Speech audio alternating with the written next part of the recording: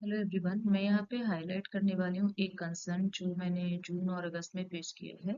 इस कंसर्न में है कि द्वारका सेक्टर 6 में एक हॉस्पिटल है। हॉस्पिटल का नाम है मणिपाल हॉस्पिटल और उस मणिपाल हॉस्पिटल से मेरे पास कंटिन्यूसली बिल्स आ रहे हैं। आप देखें, ये पहला बिल है जो मेरे पास आया है और ये बिल आया मेरे पास 13 तो आप इसको देखें, ये बड़े ही प्यार से अपनी मेल में लिखते हैं कि the sender therefore does not accept the liberty for any errors or omissions in the contents of this message which arises as a result of email transmission, right?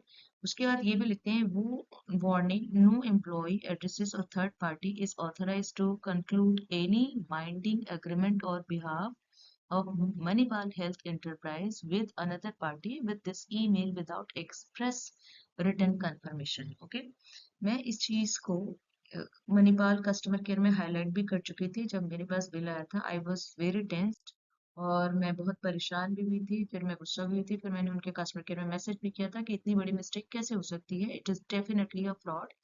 क्योंकि जब आप इनका बिल देखेंगे आपको बिल में कुछ ना कुछ डिफरेंस दिखेगा जो कि एक सरप्राइजिंग डिफरेंस है। ये फर्स्ट बिल है। इस फर्स्ट बिल में आप देखें, इन्होंने जो यहाँ पे पेशेंट का नाम लिखा है, एज लिखा है, एड्रेस लिखा है, कॉन्टैक्ट नंबर नहीं है। ये एक मिस्टेक मैं बता रही हूँ। आप दूसरी साइड का फॉर्मेट देखें, डॉक्टर का नाम राइट हैंड साइड पे आ रहा है, डिपार्टमेंट राइट हैंड साइड पे आ रहा है, bill number right hand side पे आ रहा है।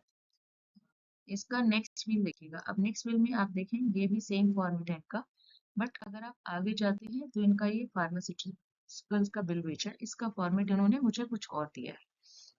अब जब आप इसके हर फॉर्मेट को देखते हैं, हर फॉर्मेट में आपको कुछ ना कुछ चेंजेस मिलेंगे। ठीक है, ये बात वहाँ 13 जून को खत्म हुई और मैंने इसको इग्नोर किया कंप्लेन करके। मैं थोड़ी टेंशन में भी थी, मैं गुस्से में भी थी। मुझे कंसर्न समझ में नहीं आया कि इतना बड़ा मिस्टेक कोई कैसे कर सकता है, क्योंकि 3-3 बिल आया है।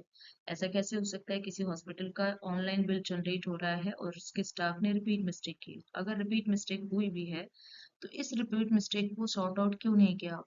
जिसके पास ये बिल गई है, जिसने ये बिल बनवाया, क्या उसे नहीं पता था उसने क्या ईमेल आईडी डाली है?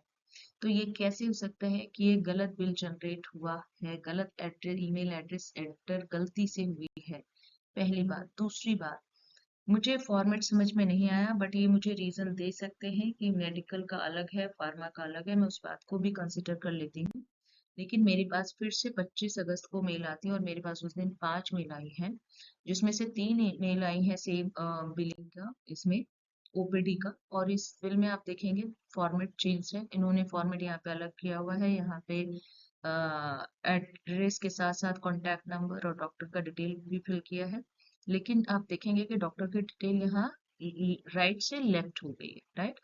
आपके राइट से लेफ्ट कह सकते हैं या सिस्टम के लेफ्ट से राइट हो गई है। ठीक है, आप ये देख सकते हैं पहला चेंज।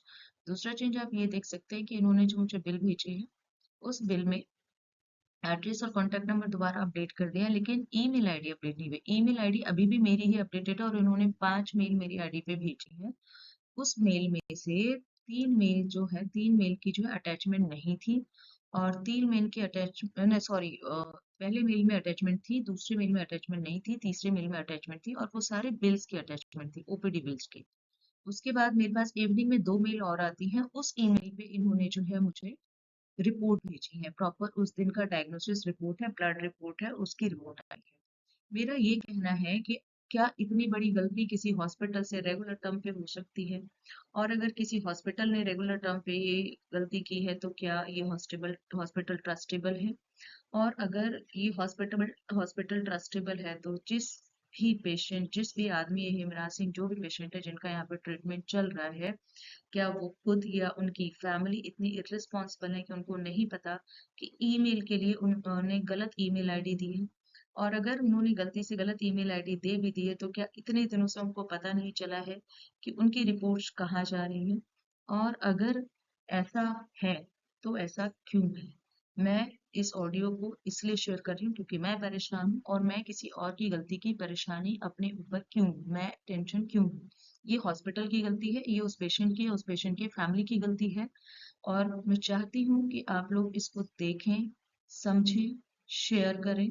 और मैं इस शेयरिंग के लिए कोई रिस्पॉन्सिबिलिटी नहीं लेती हूँ, मैं किसी से कोई कनेक्ट नहीं करूँगी। अगर मेरे पास ऐसी प्रॉब्लम आती है मैं डेफिनेटली इसको सोशल मीडिया के थ्रू हाईलाइट करूँगी, चाहे ये मिस्टेक किसी से जानबूझकर हुई है चाहे ये मिस्टेक किसी से गलती से हुई है। तो इसमें आपको क्लैरिटी दिखेगी कि रिपीट मिस्टेक का मतलब होता है कंप्लीट इग्नोरेंस।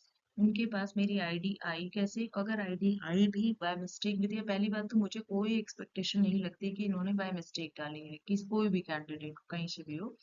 दूसरी बात, अगर मिस्टेक से डाली भी है तो एक बार मिस्टेक होगी, दो बार मिस्टेक होगी, 8 बार मिस्टेक कैसे होगी है? अगर 8 बार मिस्टेक हुई है तो उस 8 बार के मिस्टेक में ये चीज जो है कैसे किसी की फैमिली को पता नहीं चल